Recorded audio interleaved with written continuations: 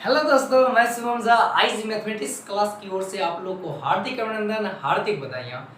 आज हम आप लोग को बताने वाले हैं कि बेस थ्योरम क्या होता है। तो इससे पिछले क्लास में हम लोग देखे कि लॉ ऑफ टोटल प्रोबेबिलिटी यानी थ्योरम ऑफ टोटल प्रोबेबिलिटी जिसको कहते हैं वो क्या होता है। तो आता था पी ए बराबर तो साइन का चिन्ह और एन आई मतलब एन का मान 1 से लेकर और एन तक हुआ करता था और आता था पी ई एन गुने P A by E N आता था।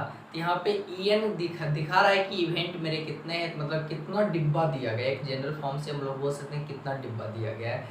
जैसे हम क्लास में बताते हैं तो जो स्टूडेंट क्लास के होंगे वो तो अच्छे से समझ रहे होंगे, जो क्लास के नहीं है उनको भी अच्छा समझ में उतना अच्छा से तो नहीं आ रहा होता ये डिब्बा क्या है। तो डिब्बा मतलब कहने का सेंस है कि कोई एक इवेंट का पार्ट वहाँ पे होता है। तो चलिए इसी की चर्चा करते हैं आज। तो इसमें क्वेश्चन कह रहा है कि बेस थ्योरम क्या है। तो हम सबसे पहले बेस थ्योरम प्रूव करने से पहले हम लोग उसको पहले नोट करेंगे जिसमें से हम लोग जानते हैं कि लॉ ऑफ टोटल प्रोबेबिलिटी क्या होता है। तो हम लोग जानते हैं लॉ ऑफ टोटल प्रोबेबिलिटी में सबसे पहला चीज देखते हैं कि E1 यूनियन E2 जो सभी सैंपल स्पेस से बिलोंग करता है। यहाँ पे S किसका कम कर रहा है तो सैंपल स्पेस का कम कर रहा है। फिर कोई भी दो एलिमेंट का इंटरसेक्शन का जो पार्ट होगा वो फाई के बराबर होगा, मतलब फाई के बराबर होगा, मतलब कॉमन पार्ट नहीं है। तीसरा कंडीशन कहता है कि अगर कोई इवेंट है और ये इवेंट का इंटरसेक्शन अगर सैंपल स्पेस से देखेंगे तो मेरा रिजल्टेंट जो है वो इवेंट के ही बराबर होगा। तो फिर लिखेंगे ए बराबर, यहाँ पे इवेंट लिखेंगे इंटरसेक्शन और एस के स्थान पे ये पूरे पार्ट को लिखेंगे। मतलब ये पूरे पार्ट है कितना तो E1 यूनियन E2 ये पूरे पार्ट यहाँ पे लिख देंगे। यहाँ पे यूनियन का पार्ट बाबू लिखा हुआ है, डैश डैश डैश दिया गया है।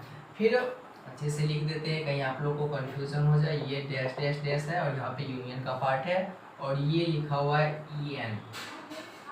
आगे चलेंगे तो यहाँ पे लिखेंगे ए। अब इंटरसेक्शन है, बीच में यूनियन है, तो सभी पार्ट को इंटरसेक्शन से ऐड कर देंगे और बीच में यूनियन का पार्ट देंगे। ये तो अच्छे से समझ में आ रहा होगा। अब जो सेट थ्योरी नहीं पढ़े उनको तो दिक्कत हो सकता है। ये यूनियन का पार्ट हो गया। अब दोनों में हम लोग लगाते हैं प्रोबेबिलिटी, तो हो जाएगा प्रोबेबिलिटी ऑफ ए और इस सब में भी लग जाएगा।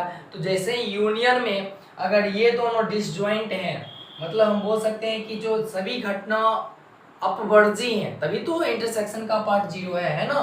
ये इंटरसेक्शन का पार्ट जीरो है, सॉरी यानी फाई है, तो हम बोल सकते हैं कि घटना कैसी है तो घटना अपवर्जी है। लिख देते हैं घटना अपवर्जी है, घटना अपवर्जी लिख देते हैं। मतलब जो इवेंट है वो है डिसजॉइंट है, ठीक है। तो आगे चलते हैं। तो घटना अपवर्जी में जानते हैं कि यूनियन में जब भी प्रोबेबिलिटी लगाते हैं, जैसे ए अगर यूनियन बी है इसमें प्रोबेबिलिटी लगाना है, अगर दोनों घटना अपवर्जी हैं तो इंटरसेक्शन का पार्ट जीरो हो जाएगा। तो बचेगा क्या P A plus P B. तो वही चीज यहाँ पे लिखेंगे पी ए इंटरसेक्शन बी, मतलब ये कोई घटना है, फिर ये सभी ऐसे ऐसे घटना का इंटरसेक्शन का पार्ट है, ऐसे कर दिए। फिर इस ए इंटरसेक्शन बी को बताए होंगे लॉ ऑफ टोटल प्रोबेबिलिटी में। इसको लिखने का तरीका है कि पी इवेंट गुने ए बाय जो इवेंट लिखा हुआ वो सभी में ऐसे ऐसे जाते जाते यहाँ पे होगा P A, sorry event E N है तो लिखेंगे पी ई एन गुने P A by E N. इस सबका देखो एक सीरीज में दिख रहा है, 1 से लेकर n तक बीच एक सीरीज दिख रहा है। तो इसको डायरेक्ट लिखने का रूल है यहाँ पे, डायरेक्ट लिखते, डायरेक्ट ये पार्ट हो गया। अब हम देखते हैं कि ये तो मेरा पी ए निकल चुका है ना। अब ये मेरा पी ए निकल गया है तो प्रोबेबिलिटी ऑफ ए निकाल चुके हैं। अब इससे पीछे रिवर्स कर रहा है कि प्रोबेबिलिटी ऑफ ए जो निकला है वो किस घटना से निकला है, ये मुझे पूछ रहा है। और यही जब पूछा जाता है तो इसी को हम लोग कहते हैं बेस थ्योरम। कहने का सेंस है कि जो भी एक सीरीज में पार्ट होंगे और जब पी ए निकालेंगे तो ये पी ए दिखा रहा है कि सभी घटनाओं के से खींचा गया एक पार्ट। जब सभी घटनाओं से खींचा हुआ एक पार्ट होता है तो हम लोग कहते हैं कि उसे लॉ ऑफ टोटल प्रोबेबिलिटी मतलब पी ए निकालते हैं। जब कहता है कि पी ए निकल गया हो तब कुछ पूछता है कि वो किस घटना से निकला हुआ है ना। माना कि अगर दो डिब्बा है तो दो डिब्बा का लॉ ऑफ प्रोबेबिलिटी निकाल दिए पी ए। अब कह रहा है कि ये जो प्रोबेबिलिटी 1/2, माना कि 1/2 आ गया आंसर, तो कह रहा है कि 1/2 जो प्रोबेबिलिटी आया है वो पहला डिब्बा से आने की प्रायिकता कितनी है, इसी को हम लोग कहते हैं बेस थ्योरम। तो प्रोबेबिलिटी ऑफ ए निकाले हैं, अगर घटना सभी को ई लेके चल रहे हैं, सॉरी ई एन लेके चल रहे हैं, तो लिखेंगे घटना जो दिया गया है वो नीचे में लिखा जाता है और जो निकालना होता है वो उसको ऊपर रखते हैं। तो पी ई एन अपॉन लिखेंगे ए। अब इसका फॉर्मूला जानते हैं कि कंडीशनल प्रोबेबिलिटी में ही पढ़े थे कि पी ए बाई बी का होता है P A intersection B upon P V, तो यहाँ पी लिखेंगे E N intersection A upon P A. अब इसको लिखने का गुणन विधि से लिखने का तरीका है कि पी ए ई एन गुणे P A by E N, ये गुणन विधि होता है। अपॉन नीचे में यहाँ पी है तो पी ए लिख देंगे। अब पी ई एन गुने P A by E N को ऐसे ही रहने देंगे। हम लोग लॉ ऑफ टोटल प्रोबेबिलिटी से जानते हैं कि पी ए बराबर होता है सिग्मा आई बराबर 1 से लेकर एन तक पी ई आई गुने पी ए बाय ई आई, और यही मेरा कहलाता है पी ई एन बाय ए, और यही मेरा कहलाता है कि बेस थ्योरम, मतलब this is a Bayes theorem, और इसी को हम लोग कहते हैं बेस थ्योरम। तो कैसे इस पे आधारित क्वेश्चन बनेगा, तो एक क्वेश्चन बना देते हैं, आगे आप लोग बनाने की कोशिश कीजिएगा। चलिए क्वेश्चन की ओर चलते हैं।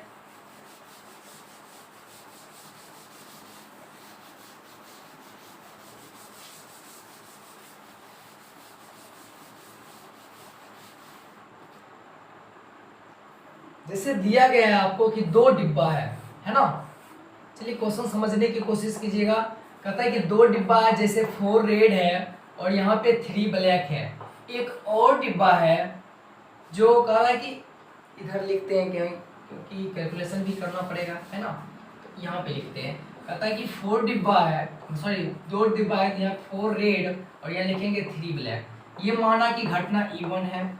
फिर ये घटना E2 भी होगा जो डिब्बा होगा, और ये डिब्बा में लिखा हुआ है कि 5 रेड हैं और 8 ब्लैक है ना। अब कह रहा है कि इसका बेस थ्योरम से आप लोग ज्ञात कीजिए कि रेड निकाल रहे हैं। सुनिएगा, 2 डिब्बा है जिसमें से 4 रेड, तो लिखेंगे लाल गेंद, तो लाल गेंद बराबर आर, और काला गेंद क्या हो जाएगा रे, तो काला गेंद बराबर बी हो जाएगा। तो यहां से अगर हम E1 निकालेंगे PE1, तो मेरा ध्यान से सुना, PE1 और ये E2 है, मतलब 2 घटना है। तो बताओ 2 घटना में से एक घटना निकालने का प्रोबेबिलिटी कितना है, तो 1/2, और यहाँ भी हो जाएगा 2 में 1 निकालें तो 1/2। अब हमको कह रहा है कि लाल रंग, तो लाल कितना है, तो R, घटना E1 से निकाल रहे हैं, तो R कितना है, तो 4 है। अब पूरे E1 कितना है, तो 4 3 7, लिखेंगे 4/7, है ना। अब इसी में हम लोग निकालेंगे P R बाय E2। अब P R बाय E2 कितना हो जाएगा, तो R कितना है, तो R 5 है, और पूरे कितना है, तो 8 5 कितना होता है बाबू, 13 होता है। ये मेरा 2 निकल चुका है, और ये PE1 और E2 भी निकल चुका है। अब यहाँ पे माना कि घटना अगर A है, तो बताओ PA कितना हो जाएगा, तो PA होगा, PA नहीं R ही लेके चलते हैं, क्योंकि R4 क्या होता है, रेड होता है। अब रेड निकालने के पहले PR निकालेंगे, तो PR बाबू क्या हो जाएगा, तो बताओ, तो PE1 गुने इसका गुना इसके साथ, तो PR bye E1 plus PE2 गुने PR बाय E2 हो जाएगा, है ना। तो PE1 कितना है, तो 1/2 गुने 4/7 प्लस 1/2 गुने 5/13। अब यहाँ से गुना करेंगे, 2 एकम 2, 2 दूनी 4, 2/7 प्लस 5/26। यहाँ से एलसीएम लेंगे, क्या होगा, 7 छक 42 का 2 हासिल 4, 7 दूनी 14, 4 कितना होता है, 18 होता है। अब 26 को 26 दूनी कितना होता है, 52, और 7 पचे 35, 5 2 7, 5 3 8, 87/182।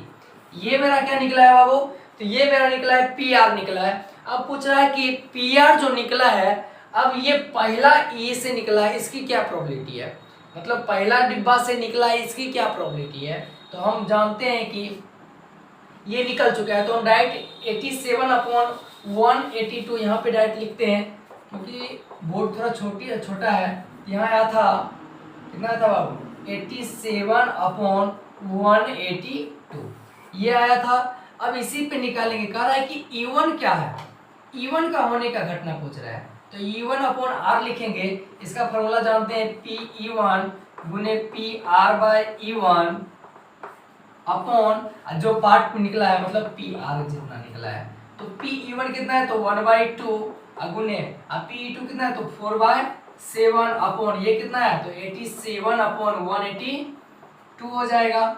अब 2 एकम 2, 2 दूनी 4, तो 2 बाय यहाँ पे लिखेंगे 2/7 गुने 182 अपॉन 87।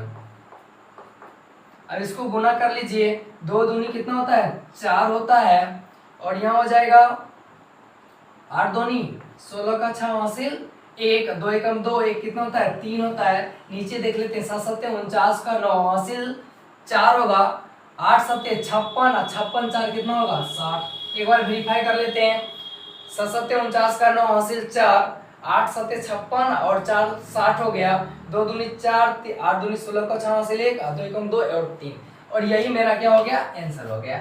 ऐसा क्वेश्चन रहेगा तो ये आपका क्वेश्चन होता है, इसी आधार पे सभी क्वेश्चन बनेंगे कि आपसे 2 इवेंट या 3 इवेंट जैसा भी इवेंट रहेगा वहां से वो इवेंट दे चुका रहेगा और वहां से आपको पूछेगा कि जो निकला है अब वो किससे निकला है। अगर ये आप बता देते हैं तो यही आपका बेस थ्योरम कहलाता है। तो आप लोग बेस थ्योरम समझ गए होंगे, उस पर आधारित क्वेश्चन ये है।